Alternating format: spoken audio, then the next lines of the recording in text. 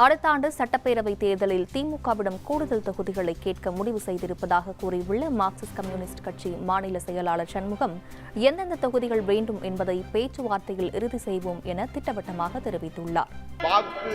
வாக்கு தேர்தல் இந்த மாதிரியான விஷயங்களை வைத்துக் கொண்டு எந்த ஒரு விஷயத்திலும் மார்க்சிஸ்ட் கம்யூனிஸ்ட் கட்சி தன்னுடைய நிலைப்பாட்டை எடுக்காது. இப்ப மட்டும் இல்லை, எப்போதுமே எங்களுக்கு மக்கள் ஒற்றுமை, மக்கள் நலன் என்பதுதான் அடிப்படையை தவிர தேர்தல் அரசியலுக்காக ஒரு நிலைப்பாட்டை எடுப்பது மார்க்சிஸ்ட் கம்யூனிஸ்ட் கட்சியுடைய வழக்கம் இல்லை.